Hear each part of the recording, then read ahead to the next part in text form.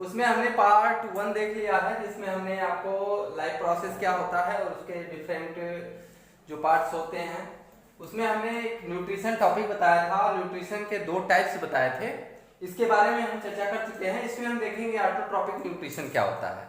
ठीक है, तो ऑटोट्रॉपिक न्यूट्रिशन का मतलब क्या होता है, इसको हम हिंदी में कहते हैं स्वपोषी। क्या बोलते हैं? स्वपोषी। Autotrophic nutrition, the process by which an organism make their own food by the process of photosynthesis is called autotrophic nutrition। अर्थात ऑटोट्रॉपिक न्यूट्रिशन वह प्रक्रिया है जिसके द्वारा कोई ऑर्गेनिज्म, कोई जीव प्रकाश संश्लेषण के द्वारा अपने भोजन को स्वयं बना लेता है, अपना फूड स्वयं बना लेता है। इस प्रक्रिया को हम क्या कहते हैं? ऑटोट्रॉपिक न्यूट्रिशन कहते हैं, स्वपोषी कहते हैं। अब बात ये आती है कि ये फोटोसिंथेसिस क्या है? What is photosynthesis? तो फोटोसिंथेसिस क्या होता है? फोटोसिंथेसिस प्रकाश संश्लेषण क्या होता है? फोटोसिंथेसिस को अगर हम डिफाइन करते हैं तो photosynthesis is the process by which green plants make their own food by using carbon dioxide, water and sunlight in presence of chlorophyll is called photosynthesis.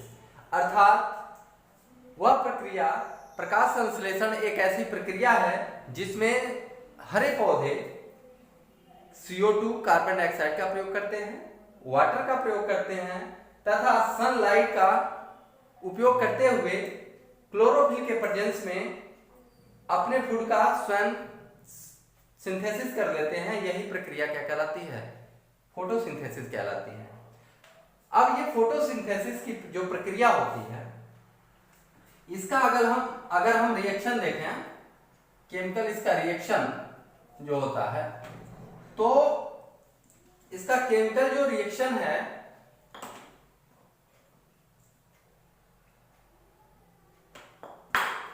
Chemical reaction इसका क्या है? सॉरी, केमिकल रिएक्शन इसका 6CO2 6H2O sunlight chlorophyll, तो बनेगा क्या?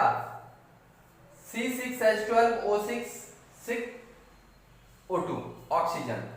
इसको हम ऐसे भी लिख सकते हैं, n number of CO2 plus n number of water sunlight chlorophyll, तो बनेगा क्या? Glucose plus n number oxygen. ठीक है, इसको हम इस तरीके से भी लिख सकते हैं। आप चाहे तो ये लिखिए, चाहे ये लिखिए, चाहे सीधे लिख दीजिए CO2 plus H2O 6 glucose plus oxygen, किसी भी तरीके से आप लिख सकते हैं। तो अब इसको हम क्या कहते हैं? Photosynthesis equation. क्या है ये? प्रकाश संश्लेषण का इक्वेशन है ये।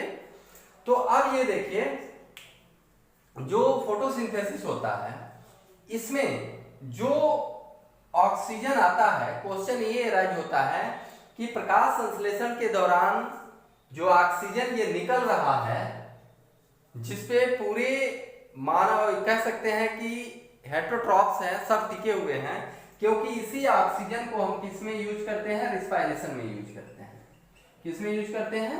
रिस्पायरेशन के दौरान क्या यूज किया जाता है?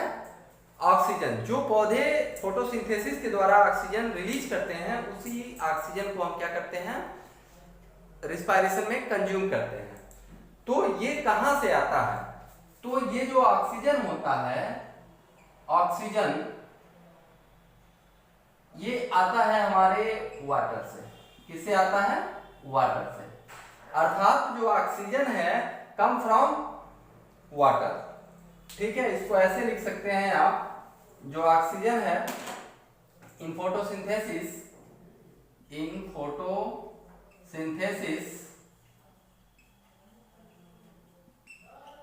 Oxygen comes from water. किससे आता है? ये वाटर से ऑक्सीजन आता है।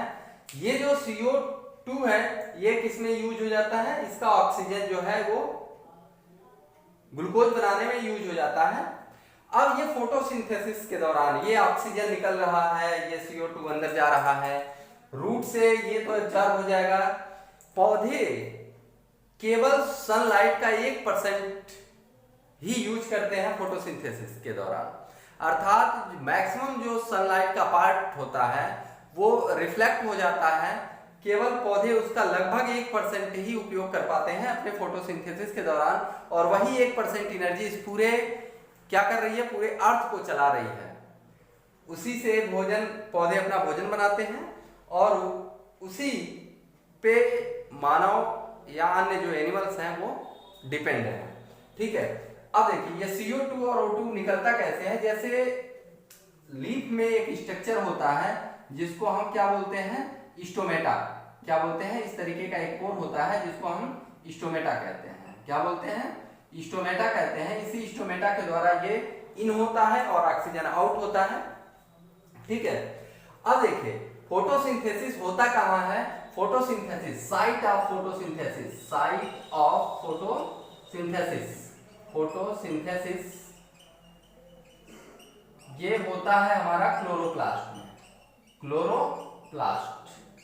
अब क्लोरोप्लास्ट को हम किचन ऑफ द सेल कहते हैं या फूड फैक्ट्री कहते हैं। क्या कहते हैं, फूड फैक्ट्री, फूड फैक्ट्री, या इसी को हम कहते हैं क्या, kitchen of the cell, KITCHEN, kitchen of cell, kitchen of the cell या फूड फैक्ट्री के नाम से जानते हैं। आप इस ऑटोट्रॉपिक न्यूट्रिशन को पढ़िए और देखिए कैसे आपको समझ में आता है कि नहीं आता है।